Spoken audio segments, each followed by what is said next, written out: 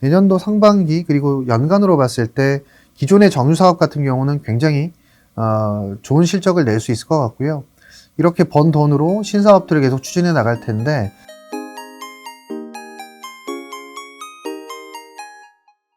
안녕하세요. 하나금융투자에서 석유화학 정유 섹터를 담당하고 있는 윤재성이라고 합니다. 오늘은 정유 산업에 대해서 업데이트를 좀 드리려고 하고요.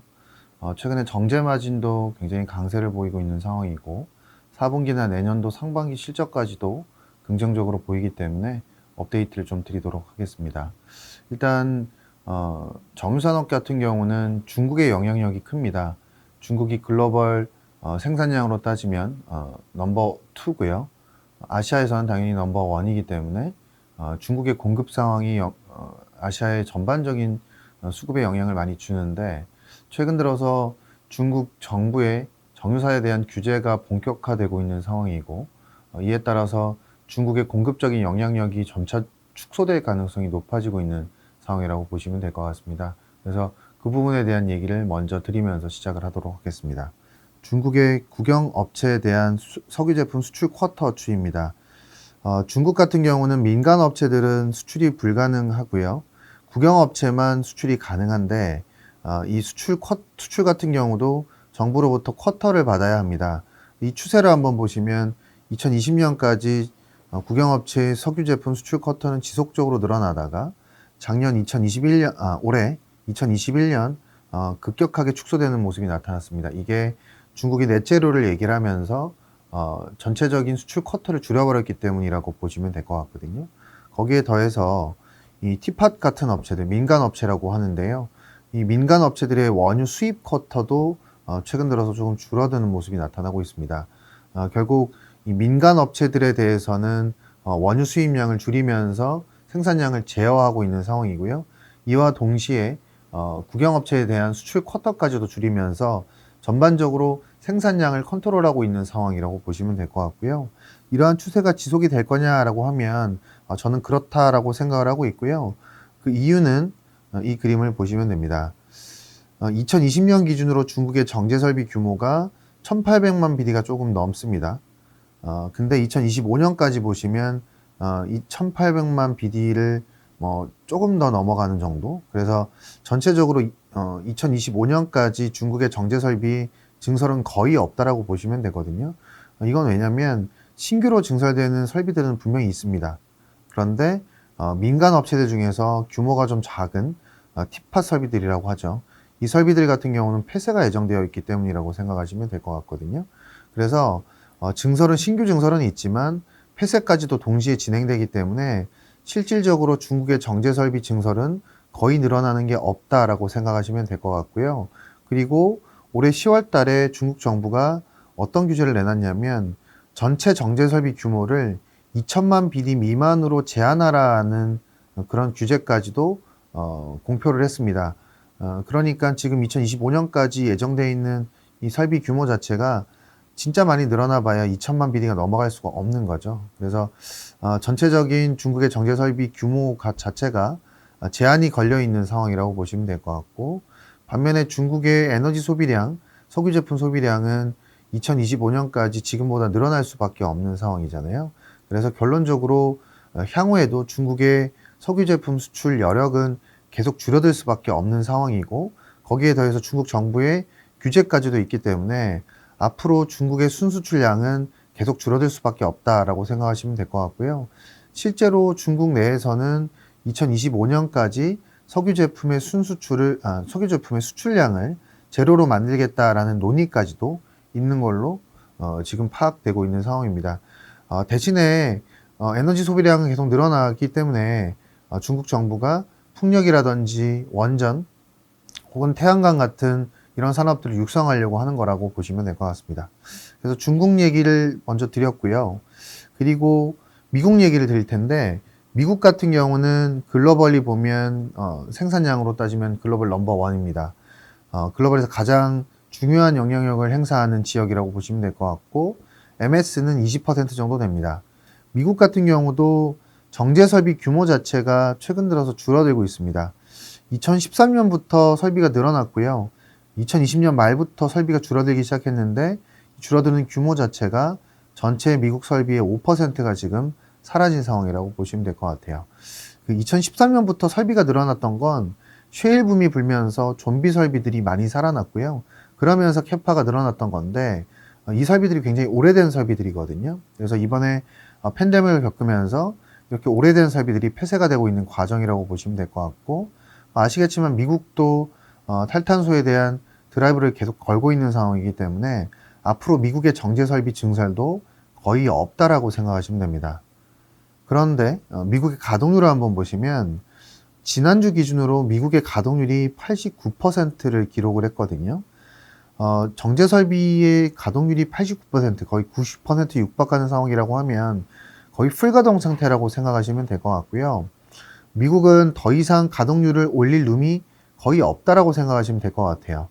근데 지금 이 보시는 회색 선이 작년의 정제 설비 가동률의 추이거든요. 그러면 작년보다 지금 현재 가동률이 많이 올라온 상황이죠.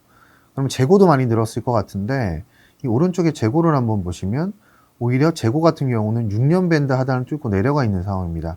이 회색 선이 작년 궤적이거든요. 작년 대비해서도 현저히 많이 떨어져 있는 상황이죠.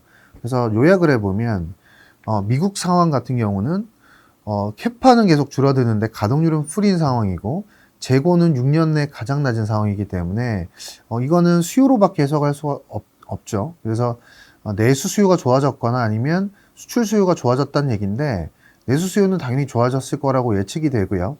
수출 같은 경우도 주로 어디로 나가냐면 인접 지역인 유럽이라든지 남미로 나가는데 이 123번의 유럽 재고를 한번 보시면 유럽의 전체 석유 제품 재고가 연초 대비해서 계속 하락했어요. 그래서 지금 현재 6년 밴드 하단을 뚫고 내려가 있는 상황이거든요. 이 얘기는 미국에서 유럽 쪽으로 수출을 좀 많이 했지만 여전히 유럽 쪽의 재고가 낮다라는 그런 걸 의미하죠.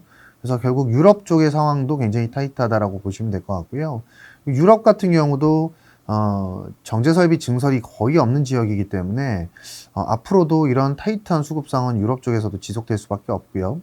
그다음에 남미 같은 경우는 이 그림에서 보시면 남미의 정제 설비 규모라고 보시면 될 것 같아요. 남미의 정제 설비 규모는 지금 계속적으로 줄고 있는 상황이거든요. 그럼 이런 부분들을 메이크업 하려면 미국으로부터 수입을 할 수밖에 없어요. 당연히 아마 미국의 재고가 줄어든 거는 이런 남미 쪽으로 수출량이 늘어난 영향이 분명히 있을 텐데요. 실제로 데이터를 보면 이게 미국 발레로라는 정유업체의 수출량 추이인데 멕시코향 수출량이 계속적으로 늘어나죠. 특히나 작년도에 굉장히 많이, 올해 21년도에 굉장히 많이 늘어나는 모습들이 확인이 됐습니다. 결국 요약을 해보면 미국과 유럽, 남미 지역 자체의 수급 상황이 굉장히 타이트하다라고 저희는 해석을 할 수 있을 것 같고요. 그래서 결국 미국 쪽 같은 경우도 수급이 타이트하고 앞서 말씀드렸던 중국 같은 경우도 굉장히 수급이 타이트하기 때문에 글로벌리 지금 석유 제품의 재고 수급 상황은 좀 빠듯한 상황이다라고 해석하시면 될 것 같고요. 마지막으로 아시아 쪽입니다. 아시아 같은 경우가 싱가포르 쪽이 전반적인 재고를 아시아 재고를 대변을 하는데 싱가포르의 재고도 한번 보시면 굉장히 많이 낮아져 있는 상황이에요. 휘발유 같은 경우 특히나 좀 많이 낮은 상황인데 아시아 같은 경우는 올해 수요적인 부분들이 좀 이슈가 있었습니다. 아시겠지만 동남아의 코로나가 하반기 때 재확산되면서 전반적으로 수요가 좀 부진했던 상황이 올해 하반기에 연출이 됐었거든요. 그럼에도 불구하고 재고가 이렇게 낮아졌다라는 건 아마 중국 쪽에서 수출량이 줄어든 영향이 아닐까라고 추측은 해봅니다. 어쨌든 결론적으로는 아시아의 재고도 굉장히 낮은 상황이다라는 거고 수요 같은 경우는 동남아 쪽에 코로나가 조금씩 진정이 되면 분명히 올해보다 내년도는 수요는 낮을 가능성이 높기 때문에 아시아의 재고도 내년도에도 낮아진 상황이 지속될 수밖에 없다라고 생각하고 있고요. 그러면 아시아의 증설이 어떠냐라는 건데 이 막대 그림을 보시면 됩니다. 이 막대 그림이 그 증설인데요. 지금 보시는 이 이후의 그림이 2022년 이후의 증설을 의미하는데 내년도에 증설이 조금 있긴 합니다만 과거에 대비해서 그렇게 많은 수준은 아니고요. 2022년 이후로는 증설이 계속 줄어드는 모습이 나타나죠. 그리고 이 영역 부분은 수요 전망입니다. 이게 전망 기관에서 전망을 한 건데 결국 향후 2025년까지 아시아와 중동에 예정되어 있는 증설보다 수요 레벨이 더 높다라고 예측을 하고 있는 거예요. 결국은 아시아 같은 경우도 향후 몇 년 동안 타이트한 수급이 지속될 수밖에 없다라는 걸 의미한다라고 생각하시면 될 것 같아요. 그래서 전체적인 수급 상황을 봤을 때 내년 내후년까지 이 정유 제품에 대한 수급은 굉장히 타이트할 수밖에 없다라고 생각하시면 될 것 같고요. 마지막으로 남아있는 리스크라고 하면 가동률 리스크였어요. 그러니까 아시아의 정제 마진이 워낙 좀 부진했었기 때문에 아시아 정제 설비들의 가동률이 낮았었습니다. 그런 부분들이 최근에 정제 마진이 좋아지면서 다시 반전이 되고 있는 것 같아요. 가동률이 좀 올라오고 있는 것 같습니다. 그래서 결국 지금 마지막 남아있던 리스크인 가동률 상승 리스크도 지금 점차 해소되는 과정이라고 보시면 될 것 같고요. 그러면 결국 글로벌리 봤을 때 미국 아까 가동률 말씀드렸지만 89%고 중국 같은 경우도 지금 한 80%까지 올라와서 꽤 많이 올라왔고요. 아시아 가동률도 지금 올라오고 있는 상황이기 때문에 이제는 가동률이 올라오면서 물량을 쏟아낼 수 있는 그런 부분들이 거의 없다라고 생각하시면 될 것 같고, 내년 상반기에 코로나만 좀 진정이 되면 분명히 정제 마진은 저희가 생각하는 것보다 더 강해질 수 있다라고 생각하고 있고요. 실제로 4분기도 정제 마진이 좋아지면서 실적들이 전분기 대비해서 증익이 가능한데, 내년 상반기에는 정제 마진이 더 좋아질 거기 때문에 내년 상반기에 실적도 기대할 만하다라고 보시면 될 것 같고요. 그래서 전체적으로 정유주에 대한 관심들 가지셔야 되는 구간이고, 내년 실적에 대한 기대감들도 높여갈 수 있는 구간이다라고 말씀드릴 수 있을 것 같습니다. 그리고 정유사들이 최근에 신규 사업들을 진행을 하고 있어요. 이제 가장 눈에 띄는 것들이 재생 디젤 사업이라는 건데, 이건 미국에서부터 지금 본격적으로 러시가 진행이 되고 있습니다. 이 그림에서 보시면 필립스 W6라든지 발레로 같은 업체들, 마라톤 오일 이런 업체들이 재생 디젤 사업들을 본격적으로 진행을 하고 있고요. 이런 사업들이 아마 내년 내후년도로 가면 갈수록 주목을 받기 시작을 할 겁니다. 그 글로벌리 봤을 때 재생 디젤을 가장 크게 하고 있는 업체가 핀란드의 네스테 오일이라는 업체가 가장 크게 하고 있는 업체입니다. 이 업체 같은 경우는 재생 디젤 사업만 하는 게 아니라 재생 항공유, 바이오 항공유라고도 하죠. 그리고 재생 납사, 재생 프로판까지도 생산을 하고 있는 업체라고 보시면 될 것 같고요. 이 업체가 기존의 오일 프로덕트도 생산을 합니다. 그런데 리뉴어블 프로덕트, 앞서 말씀드렸던 재생 디젤이라든지 재생 항공유 사업을 가장 크게 하고 있고요. 매출 비중으로 따지면 올해 3분기 누적으로 기존의 오일 프로덕트랑 리뉴어블 프로덕트랑 비중이 거의 비슷합니다.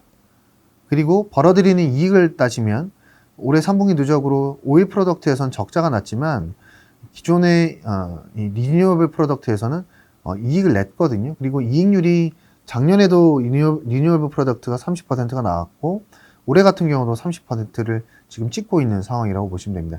굉장히 좋은 사업을 진행하고 있다고 생각하시면 될 것 같고, 이 회사가 지금 밸류에이션이 PER로 30배를 받고 있고 PBR로 5배를 받고 있습니다. 원유, 석유 제품을 하고 있음에도 불구하고 이렇게 높은 밸류에이션을 받는 건 당연히 이 리뉴어블 프로덕트를 진행하기 때문이라고 생각하시면 될 것 같고요.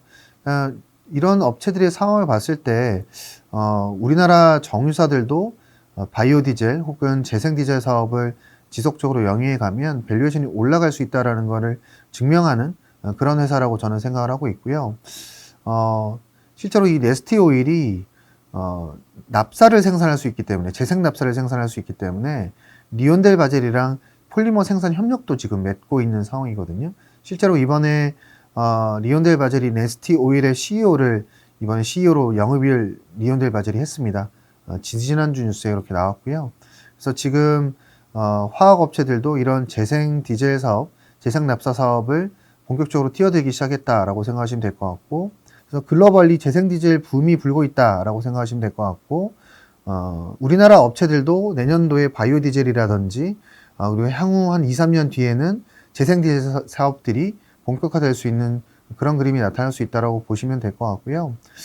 우리나라에서는 LG화학이 이런 사업을 진행을 할 겁니다.